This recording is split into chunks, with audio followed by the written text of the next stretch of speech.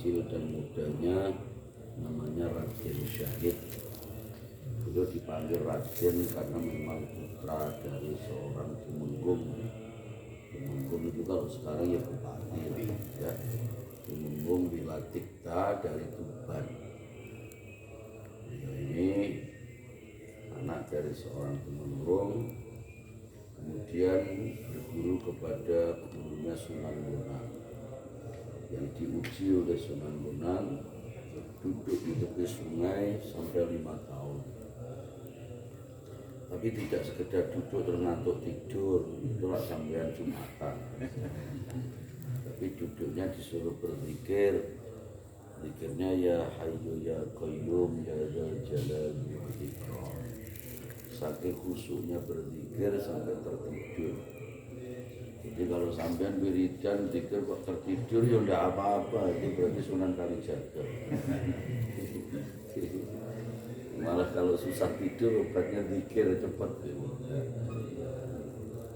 Nah, Sunan Kalijaga ini salah satu waliullah yang asli kelahiran orang Jawa asli. Nah, beliau ini diambil menantu oleh Sunan Gunung Jati yang kemarin itu. Dan nanti menjadi punya putra yang juga Sunan. Nah, nanti kita kunjungi di atas puncak gunung. Namanya Sunan Muria. Sunan Kalijaga inilah Sunan ulama wali yang pertama kali berdakwah di tanah Jawa bersama wali-wali yang lain dengan mengedepankan keislaman rahmatan lil alamin. Jadi budaya-budaya daerah itu tidak dihilangkan tapi dirubah menjadi Islam. Itu adalah ajaran Sunan Bonang dan Sunan Kalijaga. Jadi Sunan Bonang itu dulu dakwahnya di Tuban. Nah, Sunan Bonang itu putra dari Sunan Ampel. Karena Tuban itu banyak orang senengannya main gending apa ya, itu tabuhan kayak wayang itu, gitu. Nah, nama nanti kita ketemu di sana, maka kemudian beliau berdakwah itu sambil nyanyi-nyanyi, hilir-hilir, nah, termasuk itu ya, seluruh batok. Jadi kalau jadi penyanyi yang isinya dakwah ya udah apa-apa. Jangan gue main gitar haram. Nah, nanti dulu gitarnya buat apa dulu? Ya kalau gitarnya buat acep-acep ya nggak boleh. Cepat-cepat sampai mabuk lah, itu nggak boleh. Tapi kalau main gitarnya untuk berdakwah kayak Bang Haji Roma ya nggak apa-apa. Kalau sudah tiada baru terasa, ya gitu. Itu isinya dakwah bahwa orang itu kalau sudah lupa Allah akhirnya baru terasa dirinya hampa. Gak apa-apa. Jadi kalau ibu-ibu dakwah sambil nyanyi nggak apa-apa. Sambil apa itu qasidah ya apa namanya? Ketempen. Tapi lagunya yang isinya dakwah bukan kok indung kepala indung. Nah, apa itu?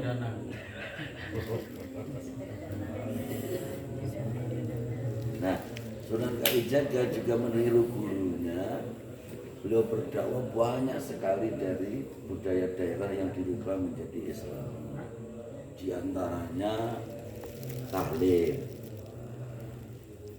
Dulu tahlil itu budaya orang Hindu Buddha.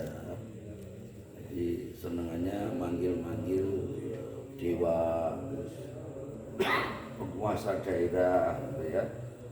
Mbah Danyang, kakek Danyang, ya, Nyai Danyang. Tapi ada nilai baik ukhuwah tadi dan sedekah, maka nilai itu dipertahankan oleh Sunan Kalijaga, tapi diganti dengan baca-bacaan tasbih, la ilaha illallah, sholawat gitu. Jadi dan itu niru Nabi loh, jangan dikira Nabi tidak pernah begitu. Akikah itu dulu budaya jahiliyah, tapi oleh Nabi dipertahankan, dirubah menjadi Islam. Gimana merubahnya nanti kalau sampai lagi kan undang saya datang lagi.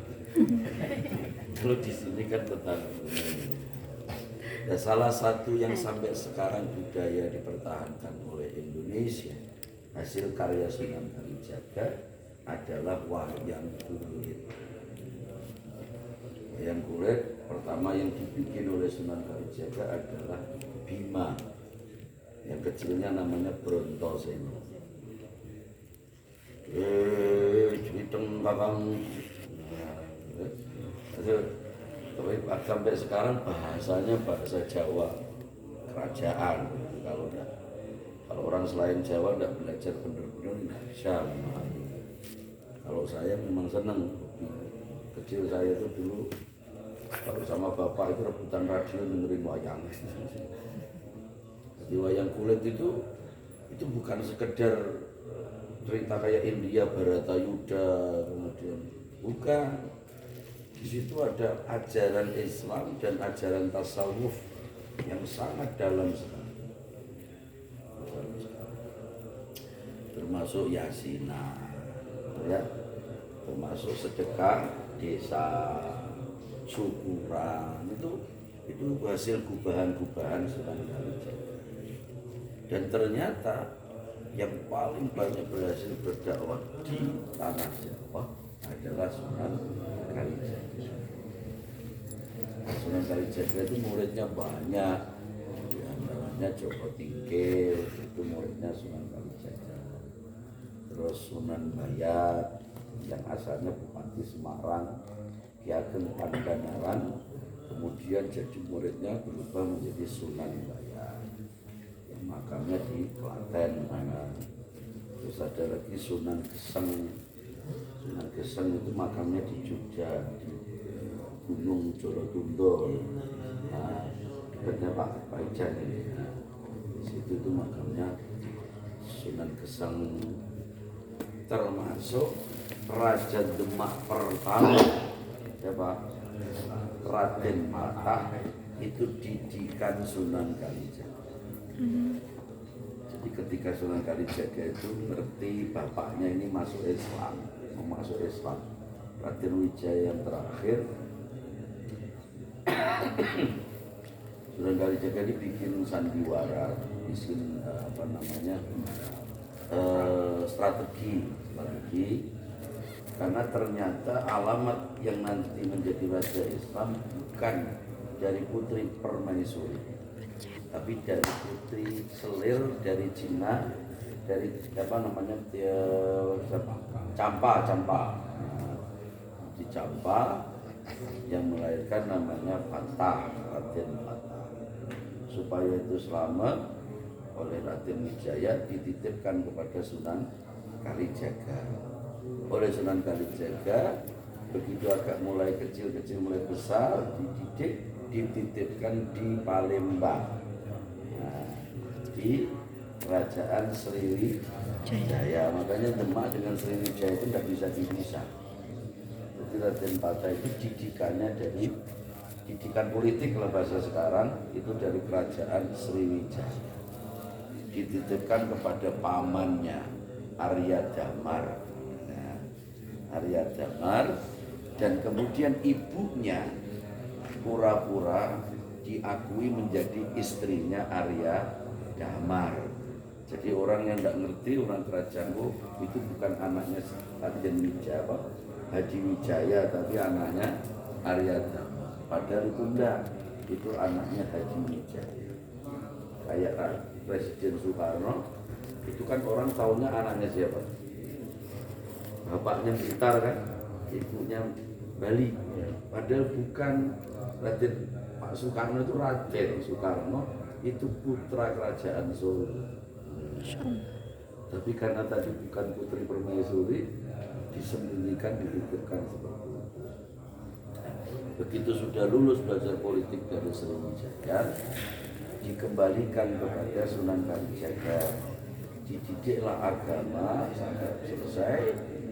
Kemudian oleh Sunan Kalijaga diperintah bikin surat. Sampai Raden Patah tidak ngerti kalau Haji Wijaya itu bapaknya, tidak ngerti.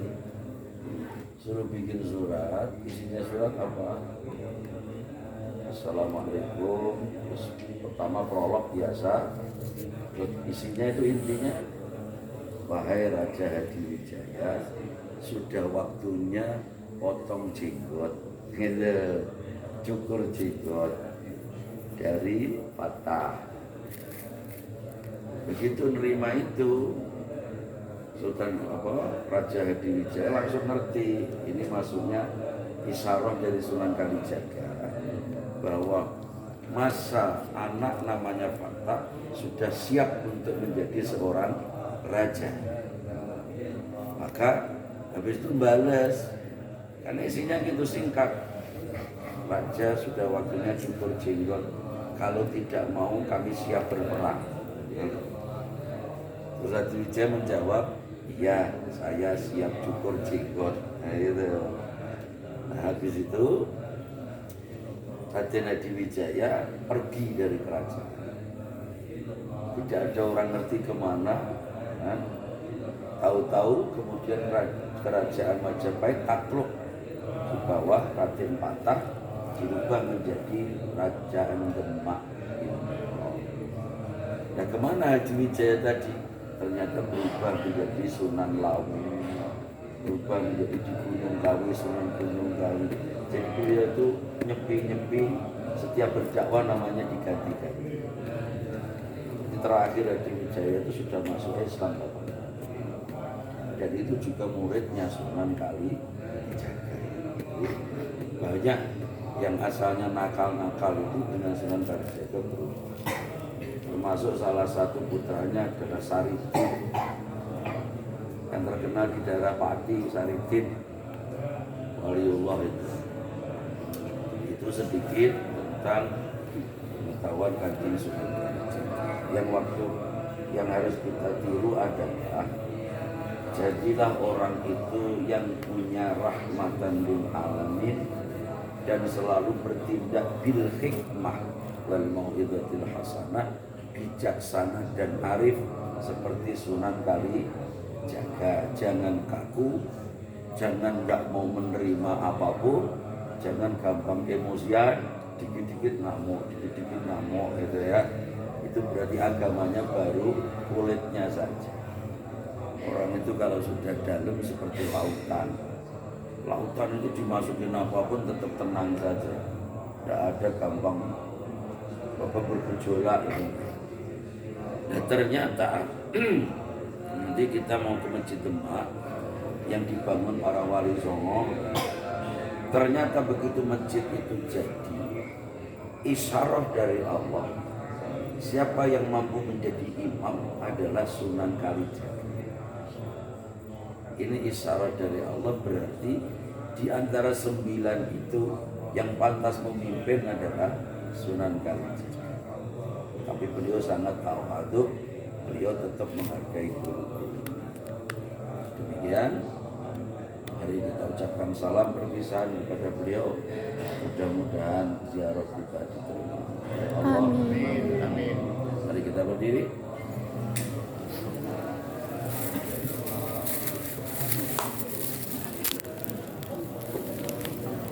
Bismillahirrahmanirrahim. Assalamualaikum warahmatullahi wabarakatuh. Assalamualaikum ya ayuhan nabiyyu warahmatullahi wabarakatuh. Assalamu alayna wa ala ibadillahi shalihin. Assalamu alayka ya Rasulullah ya Nabi Allah. Assalamu alayka ya Habibullah Syekh Raden Syahid Sunan Kalijaga.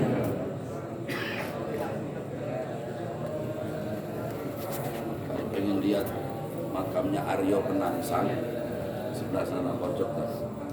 Makanya saya tadi mampir ke sana dulu. Boleh mau lihat dulu sana, itu yang pernah bertempur dengan Danang Sutawijaya.